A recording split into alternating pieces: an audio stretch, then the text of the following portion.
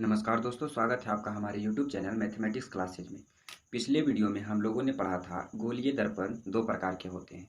यह तीसरा लेक्चर है। आप हमारे पिछले वीडियो का वीडियो डिस्क्रिप्शन में लिंक दिया है, वहां जाकर देख सकते हैं। तो आइए हम लोग आगे बढ़ते हैं। गोलीय दर्पण दो प्रकार के होते हैं, पहला अवतल दर्पण और दूसरा उत्तल दर्पण। हमने यहाँ तक पढ़ लिया था। अब हम लोग आगे बढ़ते हैं कि कह रहा है नेक्स्ट पॉइंट, गोलीय दर्पण जिस खोखले गोले का भाग होता है उस खोखले गोले का केंद्र दर्पण का वक्रता केंद्र कहलाता है। गोलीय दर्पण जिस खोखले गोले का भाग होता है, गोलीय दर्पण इस तरह से होता है, इस तरह से गोलीय दर्पण होता है, इस तरह से। तो ये अंदर वाले उत्तल दर्पण होते हैं, उत्तल दर्पण, और ये बाहर वाले अवतल दर्पण होते हैं। और यहाँ एक तरह से ये गोला है, मान लीजिए गोला का बना हुआ है ये दर्पण। तो यहाँ पर जो केंद्र होगा, गोला का जो केंद्र होगा ये सी होगा, इस केंद्र को सेंटर करते सी होगा। ये दर्पण जो है, इस दर्पण का वक्रता केंद्र कहलाएगा।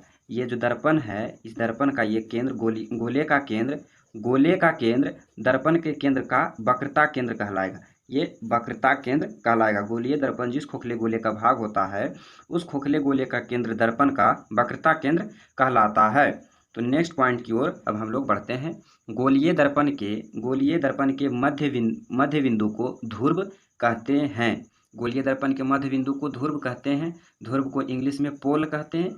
इस ध्रुव को P से दर्शाएंगे। जहाँ पर P लिखा हुआ रहेगा वहाँ पर समझेंगे कि ध्रुव है। अब हम लोग नेक्स्ट पॉइंट की ओर बढ़ते हैं। नेक्स्ट पॉइंट का रहा, किसी अवतल दर्पण का फोकस उसके मुख्य अक्ष पर वह बिंदु है जहां मुख्य अक्ष के समानांतर और निकट आती किरणें दर्पण से परावर्तन के बाद मिलती है। अवतल दर्पण में फोकस क्या होगी? अवतल दर्पण में फोकस परावर्तन के बाद मिलती है। परावर्तन के बाद क्या होगी? मिलती है। अवतल दर्पण का फोकस मुख्य अक्ष में परावर्तन के बाद मिलती है। और ये इसी का नेक्स्ट पॉइंट लिखा हुआ है, किसी उत्तल दर्पण का फोकस, जो उत्तल दर्पण का फोकस होगा, फोकस को एफ से दर्शाते हैं। किसी उत्तल दर्पण का फोकस उसके मुख्य अक्ष पर वह बिंदु है जहां मुख्य अक्ष के समानांतर और निकट आती किरणें दर्पण से परावर्तन के बाद आती हुई प्रतीत होती है।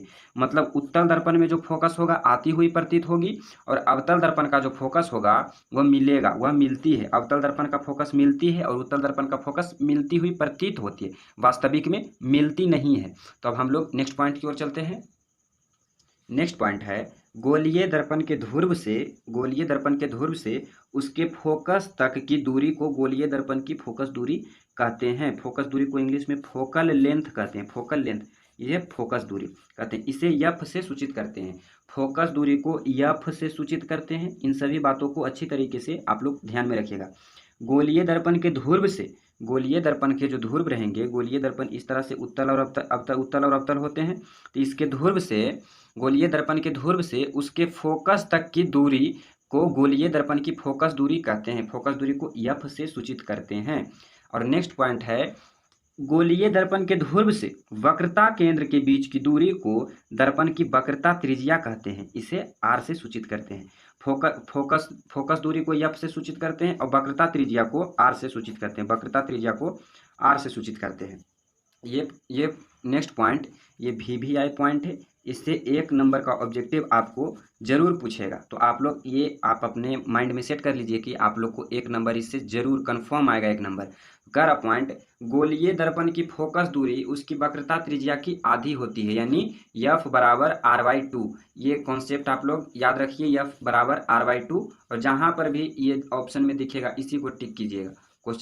ये पॉइंट बढ़िया से देख लीजिए। गोलीय दर्पण की फोकस दूरी उसकी वक्रता त्रिज्या की आधी होती है, यानी फोकस दूरी उसकी क्या है? एफ। फोकस दूरी को एफ से सूचित करते हैं। और वक्रता त्रिज्या क्या है? आर। वक्रता त्रिज्या को आर से सूचित करते हैं। और ये बाई 2 आधी होती है, तो इसे 2 से भाग दे देना है। ये VVI ऑब्जेक्टिव 1 नंबर का जरूर से जरूर पूछेगा, प्रत्येक वर्ष पूछता है। आप लोग क्वेश्चन बैंक उठाकर देख सकते हैं।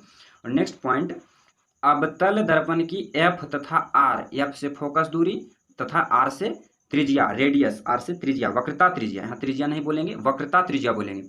अवतल दर्पण के एफ मतलब कि अवतल दर्पण के फोकस तथा वक्रता त्रिज्या दोनों ऋणात्मक होते हैं।